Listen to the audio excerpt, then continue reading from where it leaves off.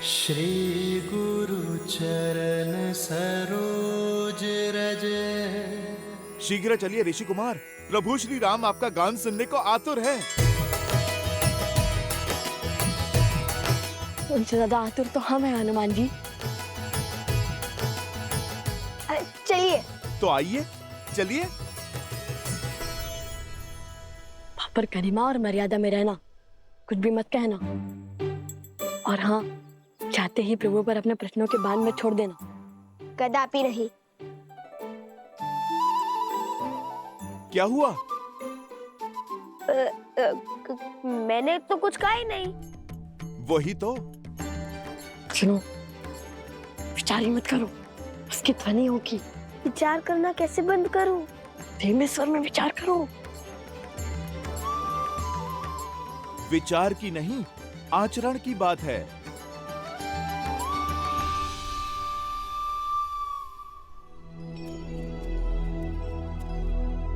आप गा नहीं रहे, क्षमा कीजिए, किंतु मेरे से प्रतीक्षा हो नहीं रही। आप यहीं से गान आरंभ कीजिए ना। कुश, श्री राम के सबसे बड़े भक्तों में से एक हनुमान जी के आग्रह को हम कैसे टाल सकते हैं? क्या कहा? सबसे बड़े भक्तों में से एक? मुझे तो लगा मैं अपने प्रभु श्री राम का सबसे बड़ा भक्त हूँ।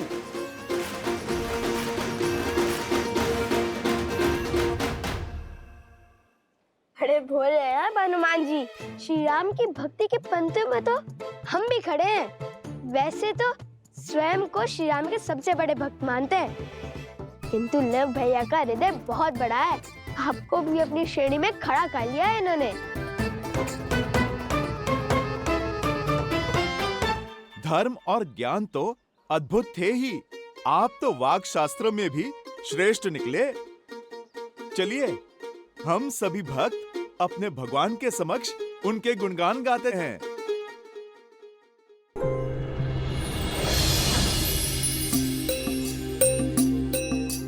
अब तक हमने सुनाया कि कैसे हुआ माता सीता का हरण। अब जानिए भटकते भक्तों, कहाँ पड़े श्री राम लखन के चरण।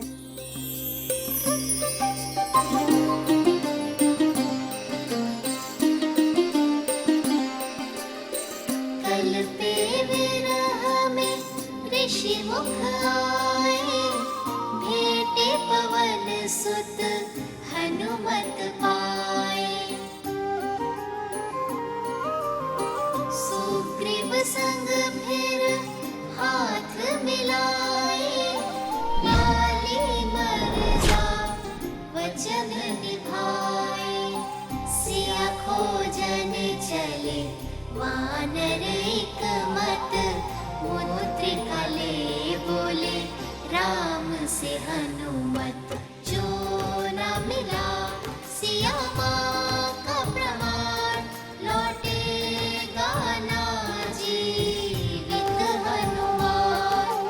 राम हनुमान का प्रेम महान, राम सिया राम सिया राम सिया राम। राम सिया राम सिया राम सिया राम। राम सिया राम सिया राम सिया राम।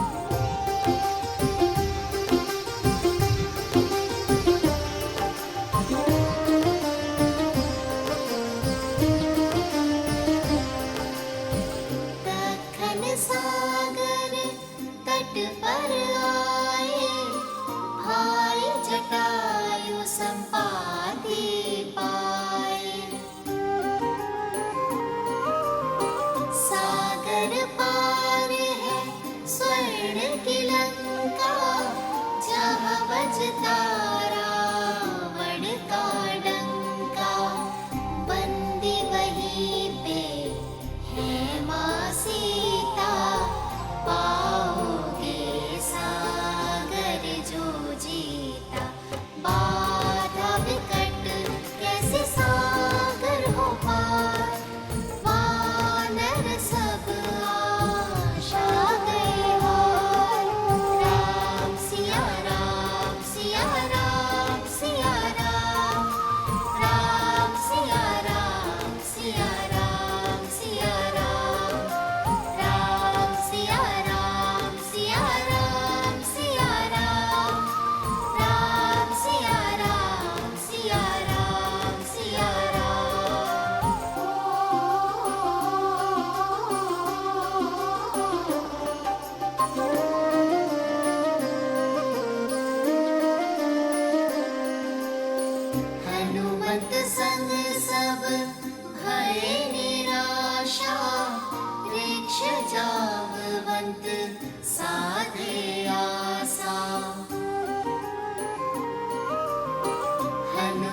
शक्ति तुम में अपरा, बाल काल रवि भक्षे सारा।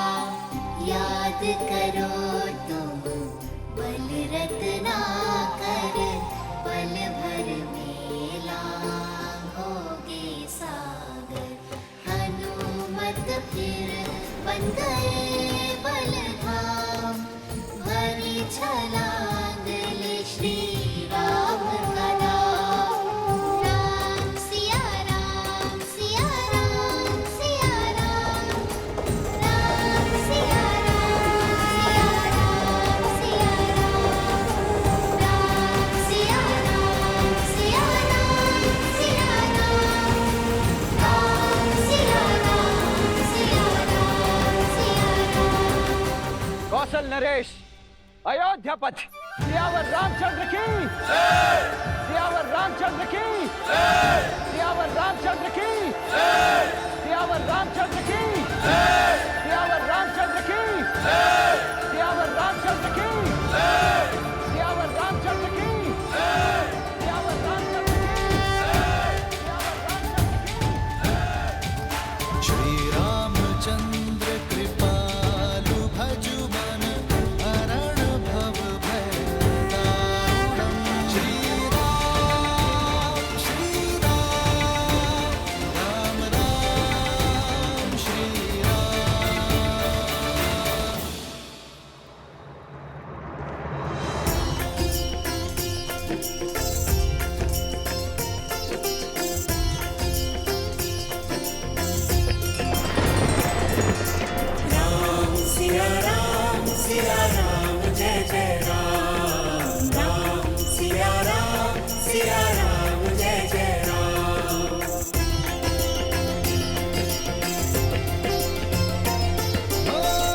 मंगल भवन मंगल हारी, द्रवहु सुदशरथ अजर बिहारी।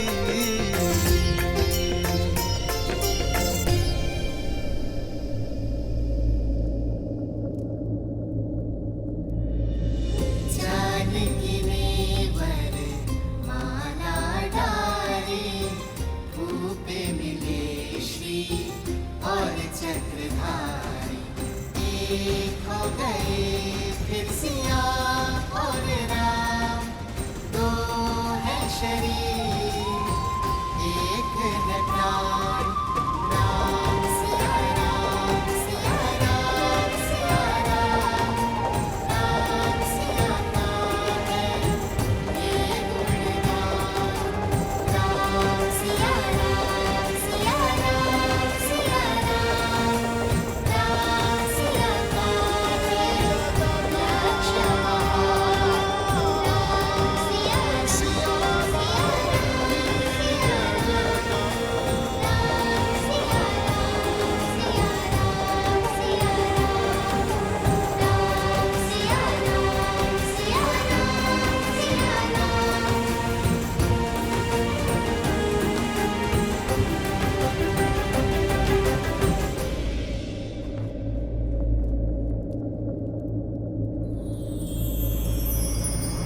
आदर्श और मर्यादा की है ये कथा महापावनम्। काटे मद श्री से मिलाने श्रीमद् रामायणम्।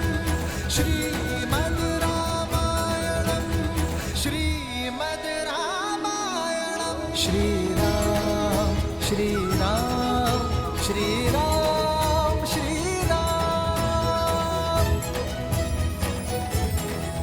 रुक क्यों गए? गाते रहो पुत्रों। राम और सिया का साथ देखकर इंद्र तथा शची को भी लज्जा आती है। स्वयं ब्रह्मा तथा सरस्वती भी उनसे प्रेरणा पाती है, जिनसे स्वयं शिव और पार्वती भी सीखे दाम्पत्य का पाठ। ऐसे राम सिया को हमारा कोटि कोटि नमन, जोड़े दोनों हाथ। सिया राम, सिया राम,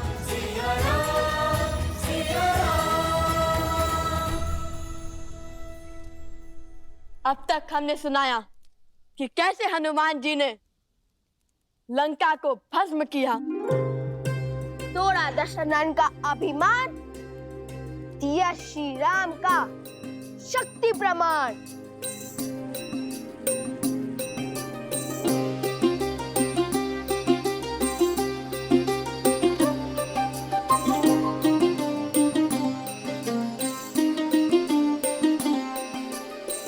लौट लंका प्रभु आस बधाई, बोले राम करो लंक चढ़ाई। सागर भी था बाधा पारा, कैसे जाए इसको पारा। नल नील किए युक्ति भारी, पत्थर राम नाम लिख डारी। जिसके साथ हो राम का नाम, पत्थर भी वो तरते हर धाम। सेतु बना हुए पार श्री राम, राम सिया राम, सिया राम, सिया राम। राम सिया राम, सिया राम, सिया राम। राम सिया राम, सिया राम, सिया राम।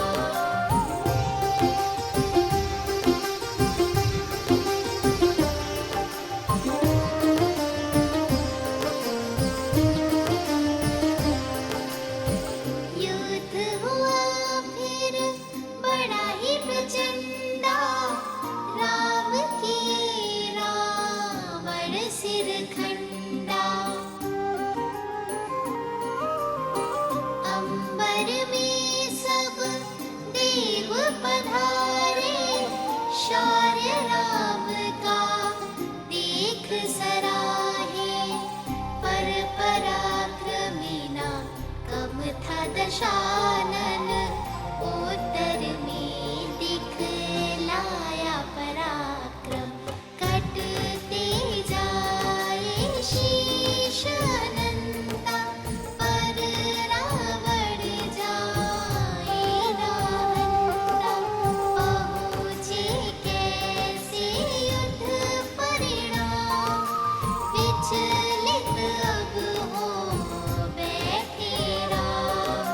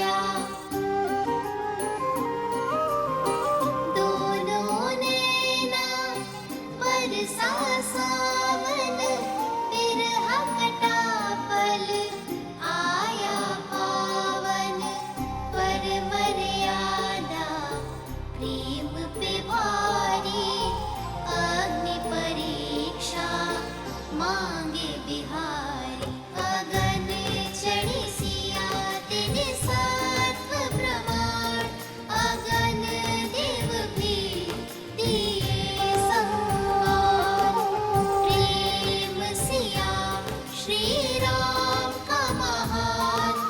राम सिया राम सिया राम सिया राम। राम सिया राम सिया राम सिया राम। राम सिया राम सिया राम सिया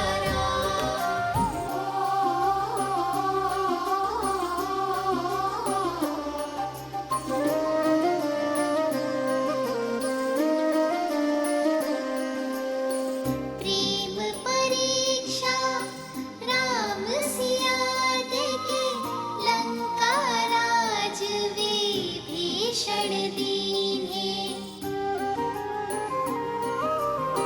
समय पे पहुँचे अवध बिहारी। अवध की जनता थी बलिहारी। रात अमावस बन बैठी दिवाली। राम सिया की प्रीत निराली। अवध मुकुट धारी श्री राम। माता सिया का संत महान।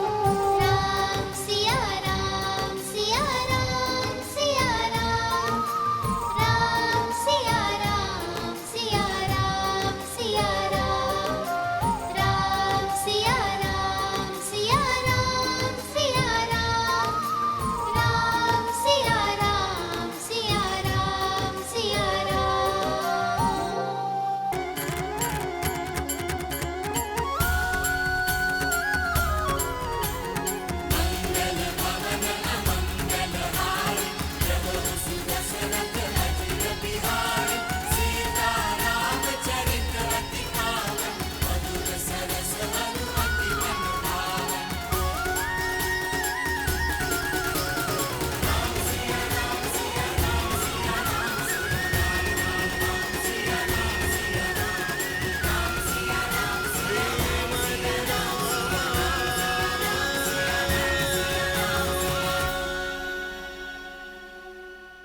तुम्हारा ये अद्भुत स्वर, सुंदर बोल सुनकर मेरा हृदय नाच उठा है। असाधारण है आप दोनों की कला। अपनी ही कथा सुनकर मैं अभिमान के स्थान पर शांति अनुभव कर रहा हूं।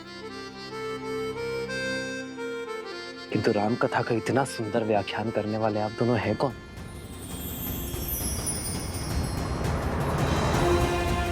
अपना परिचय दीजिए बालकों।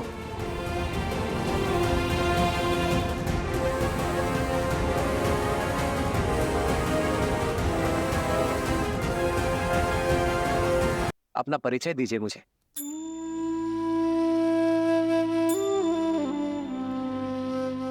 जब हम राजा राम से मिलेंगे ना तो उन्हें अवश्य बताएंगे कि हम हनुमान जी की भांति हम उनके सबसे बड़े भक्त हैं।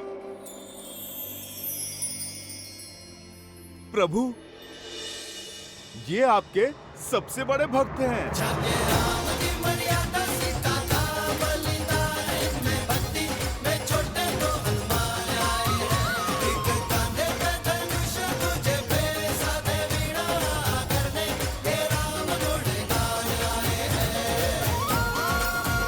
अच्छा, यदि मेरे हनुमान को लगता है कि आप दोनों मेरे सबसे बड़े भक्त हैं, तब तो संशय करने का प्रश्न ही नहीं उठता।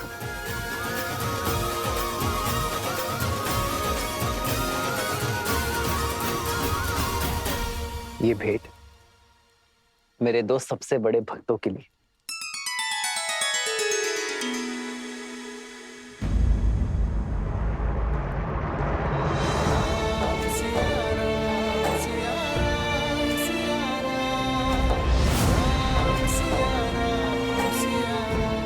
अपशगुन,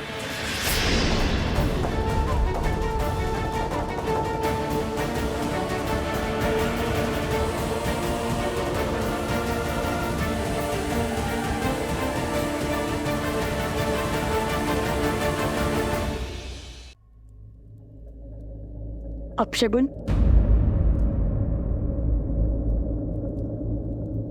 अपशगुन में भी शगुन छुपा होता है। सुकर्म और सोच अपशकुन को भी शगुन बना देती है। ये भेंट मेरे सबसे महत्वपूर्ण भक्तों के लिए है।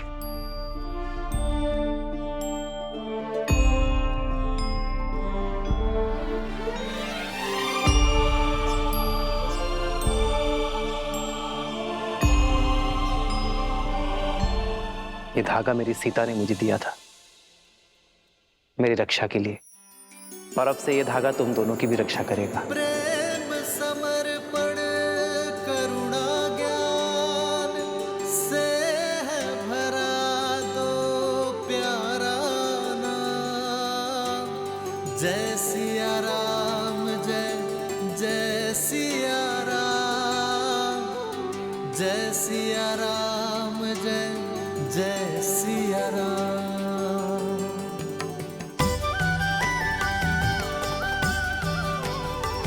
प्रेम की सोच अपशकुन को भी शुभ संकेत बढ़ा देती है, निराशा में भी आशा की कोपल देने के लिए। धन्यवाद महादेव। ये तो वही ऋषि कुमार हैं श्री राम, जिसके विषय में हमने आपको बताया था।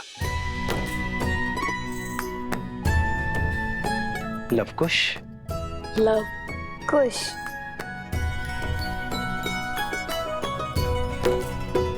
इनकी धनुर्विद्या से तो हम पहले से ही अवगत हैं, और आज इनकी अद्वितीय संगीत रस को भी हमने चख लिया। बालकों, तुमने हमें इस विषय में पहले क्यों नहीं बताया? यदि धनुर्विद्या की प्रतियोगिता में बाण के स्थान पर नाद छेड़ते तो हार जाते ना।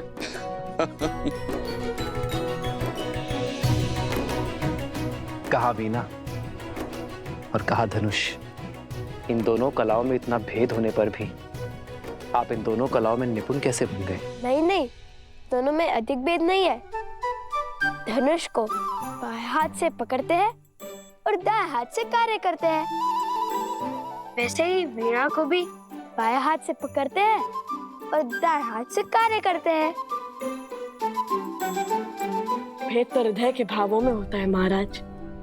माता ने सिखाया था कि जिन्हें देखकर धनुष उठाने का मन करे वो शत्रु होता है, और जिन्हें देखकर वीणा के तार झनकाने का मन करे वो साक्षात ईश्वर का अवतार। और हमने तो बालपन से ही आपको अपना आराध्य माना है। धन्य है ऐसी उत्तम संस्कार देने वाली माता। आप दोनों उन्हें नहीं लाए अपने साथ? हमारी माता वन देवी है। उन्होंने प्रण लिया है कि वे कभी भी वन के बाहर किसी भी नगरी में अपने पग नहीं रखेंगी।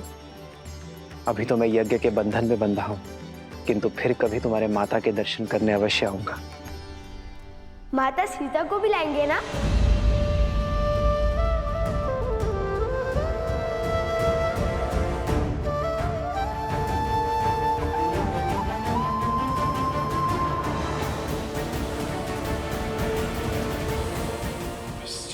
क्षमा करना, मेरा अर्थ था महारानी सीता, वो भी आएंगी ना? क्षमा किस बात की ऋषि कुमारों? महारानी तो संपूर्ण राष्ट्र की माता होती है। आप महारानी सीता को माता कह सकते हैं। यज्ञ में आहुति का समय हो गया है राम। जो आ गया गुरुवर। हनुमान, इन दोनों ऋषि कुमारों और इनके साथियों के विश्राम करने की व्यवस्था महल में ही करवाओ। मैं यज्ञ संपन्न होने के पश्चात स्वयं इनके पास बैठकर पूरी कथा सुनूंगा। लक्ष्मण,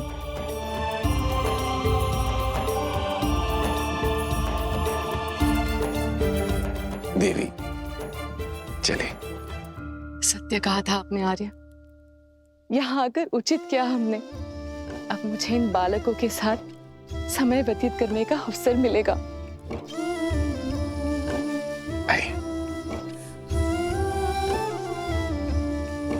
ऋषि कुमार पधारिए। भैया, रानी के दर्शन का क्या? आप आइए ऋषि कुमार।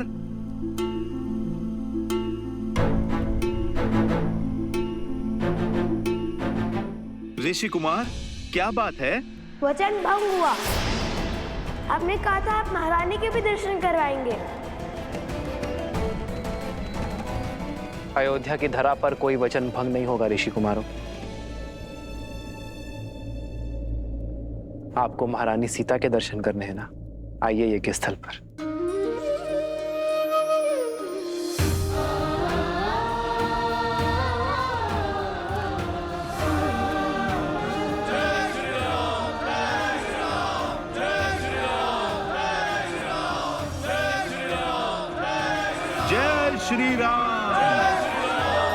जय श्री राम।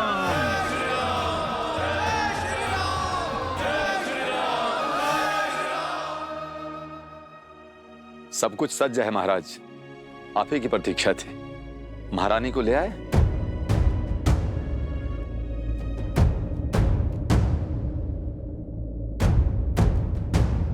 देखो, वो आ रही है देवी सीता।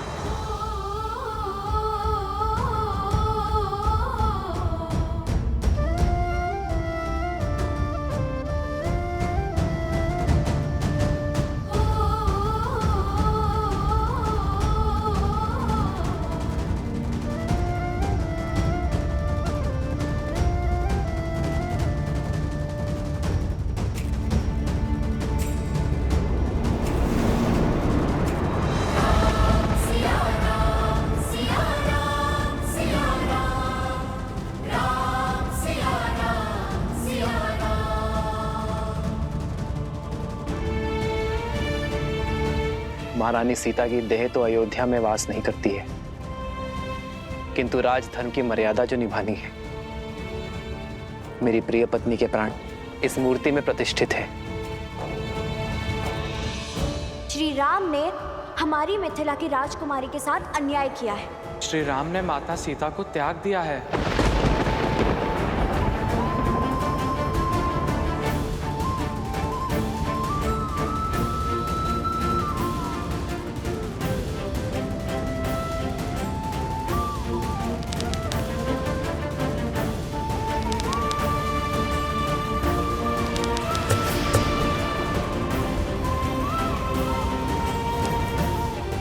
ऋषि कुमार,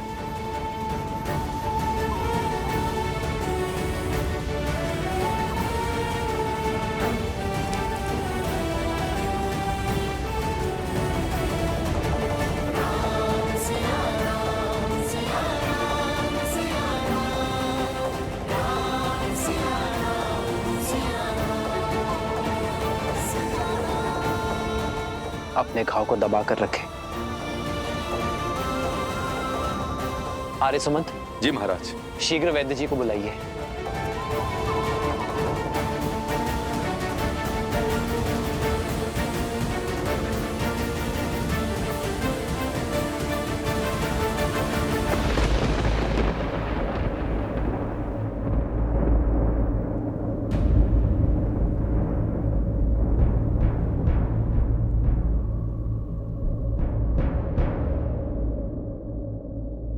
रक्त बह रहा है ऋषि कुमार, इन्हें स्वच्छ करना होगा। आपको उपचार की आवश्यकता है।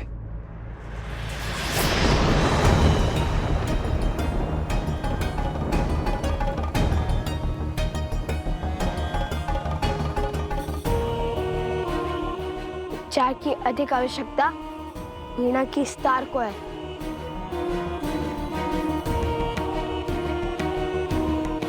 जो साक्षात माता सरस्वती ने हमें उपहार दिया था। ऋषि कुमार, महाराज की उदारता का उत्तर उद्दंडता से देना उचित नहीं है। लक्ष्मण, मेरा भाई उद्दंडी नहीं है, केवल उसके मुख पर बुद्धि से अधिक उसके भावों का अधिकार है। राजानुज, बिल्कुल आप ही की भांति। तुम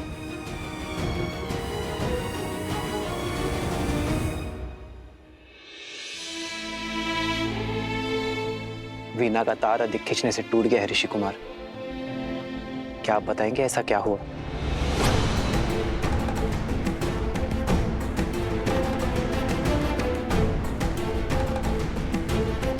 भगवान वाल्मीकि का आदेश था कि अयोध्या जाकर प्रभु श्री राम और माता सीता के गुणगान गाने का, किंतु मुझे किसी ने ये नहीं बताया कि राम सिया की कथा जो हम मंत्र मुक्त होकर गाते हैं वो अधूरी है।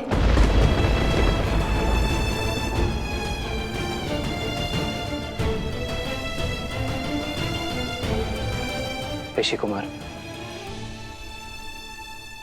संसार हर क्षण हमारे सामने एक नई चुनौती लेकर आता है, और उस समय धर्म के लिए, कर्म के लिए जो कार्य हमें करने पड़ते हैं वो कठिन अवश्य होते हैं, किंतु अनिवार्य होते हैं। एक व्यक्ति की जीवन कथा तब तक अपूर्ण है जब तक उसके प्राण उसके तन में है। तो क्या जीवन की चुनौती के लिए कोई पत्नी अपने पति का साथ और हृदय का त्याग समर्पण कर सकती है महाराज?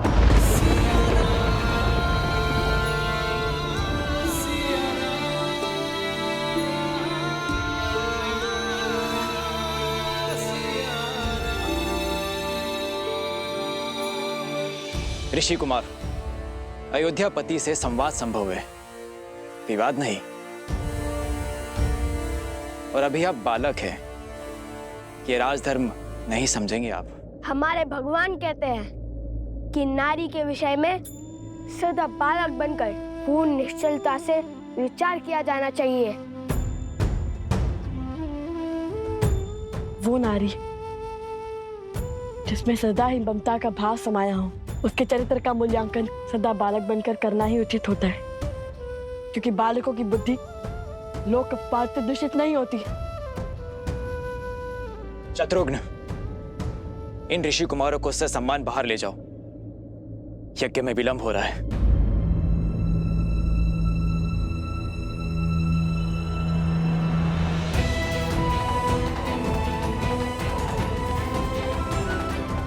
यदि मेरे श्री राम के मन में अपनी संतान के लिए प्रेम जागा तो कहीं उनका तप भंग ना हो जाए। शत्रुघ्न, शत्रुघ्न, हनुमान, इन्हें सभा में लाए और बताए कि ये प्रश्न करेंगे, क्या सभा का त्याग? प्रभु, जो प्रश्न इनके मुख से निकल रहे हैं वो पूछने की मेरी इच्छा तो हुई, किंतु साहस नहीं।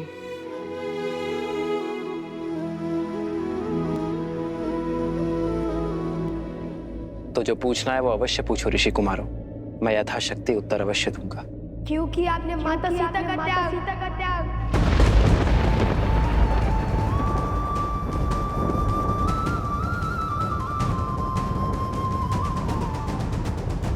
धर्म का आचरण आदर्शों के अनुसार होता है ऋषि कुमार। एक संतान के लिए उसके माता पिता आदर्श होते हैं। अपनी संतान को धर्म की सीख देने के लिए उसके माता पिता को कभी कभी सुख का त्याग करना पड़ता है। वैसे ही अपनी प्रजा के लिए उसके राजा और रानी आदर्श हैं, सबके लिए परमात्मा आदर्श है। इसलिए संसार के सुख के लिए प्रत्येक युग में श्री विष्णु और माता लक्ष्मी एक दूसरे से वियोग की पीड़ा सहते हैं। उसी से प्रेरणा लेकर अयोध्या नगर और कोसल राष्ट्र की प्रजा को उचित धर्म का दर्शन देने की इच्छा से मैंने और सीता ने वियोग का दुख स्वीकार किया।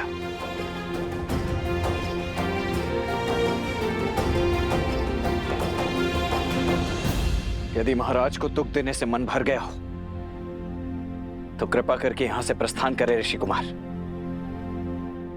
यज्ञ की अंतिम आहुति का समय निकट आ रहा है।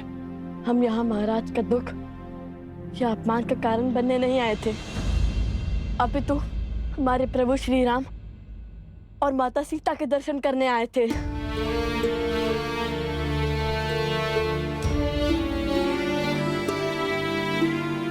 पीड़ा है तो केवल इस बात की कि हम केवल महाराज के दर्शन का सौभाग्य ले पाए, प्रभु राम के दर्शन का नहीं, क्योंकि सीता के बिना कैसे राम?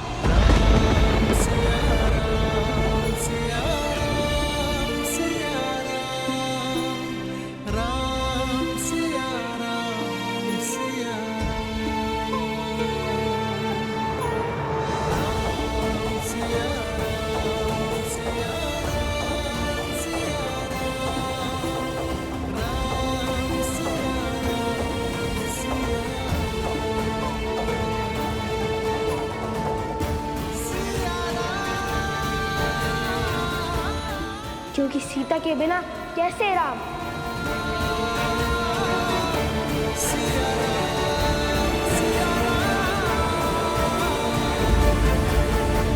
पिताश्री, क्या लव और कुश के प्रश्न उचित थे? जैसे वृक्ष पर बैठे व्यक्ति को धरती पर खड़े व्यक्ति की तुलना में कहीं दूर तक दिखाई देता है, वैसे ही किसी भी व्यक्ति के प्रश्नों की मर्यादा भी उन प्रश्नों की दूरदर्शिता पर निर्भर करती है। परंतु इसका अर्थ यह कदापि नहीं कि धरती पर खड़े व्यक्ति के प्रश्न अनुचित हैं या फिर उसे प्रश्न पूछने का अधिकार ही नहीं। वो समय भी आएगा जब लव और कुश इस समाज को, संसार को और सृष्टि को और भलीभांति समझने लग जाएंगे। और जब वो समय आएगा प्रिय गणेश, तब वो दोनों स्वतः ही उस प्रश्न पर पहुंच जाएंगे जो राम और सीता के पुनर्मिलन का आधार बनेगा।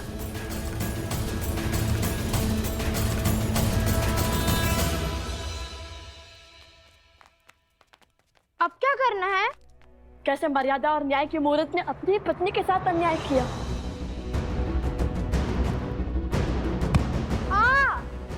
अकस्मात क्यों रुक गए?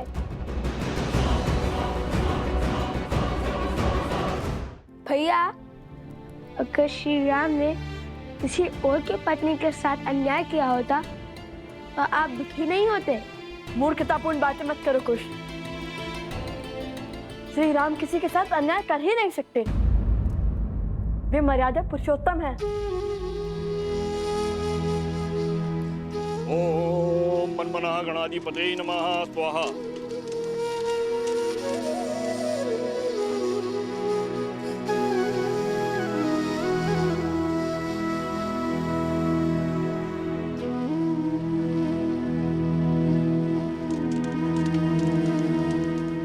तो क्या जीवन की चुनौती के लिए कोई पत्नी अपने पति का साथ और हृदय का त्याग समर्पण कर सकती है महाराज? क्योंकि आपने माता सीता का त्याग।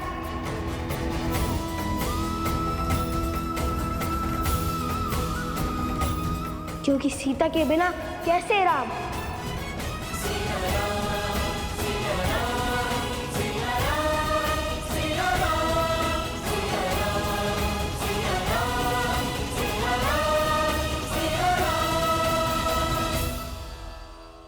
और क्या प्रमाण चाहिए? अब तो सिद्ध हो गया ना कि अयोध्या के राजा राम ने ही अन्याय किया है।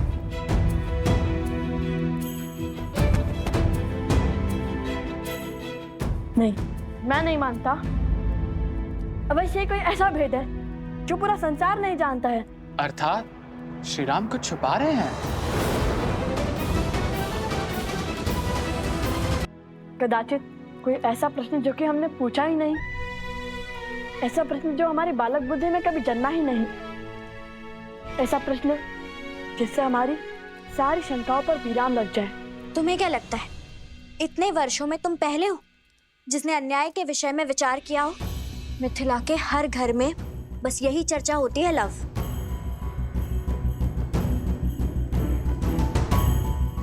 आपको केवल ये दुख है कि हम श्री राम से उचित प्रश्न नहीं पूछ पाए, किंतु मुझे देखिए, मुझे दो दुख हैं। क्या? एक तो माता सीता के दर्शन ना पाने का और दूसरा उपगुरु की पत्नी का आरोप सत्य सिद्ध होने का। हम क्यों? भाभी माँ की बातें भैया सुनेंगे। सोमकर, लाओ तो।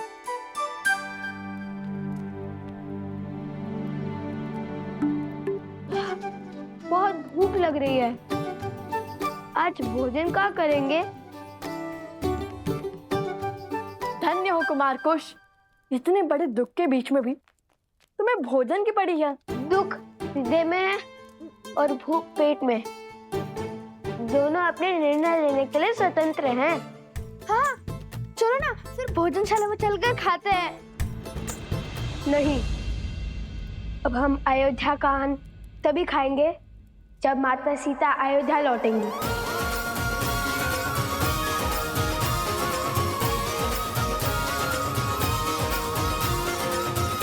और मैं जानता हूं कि हमें क्या करना है।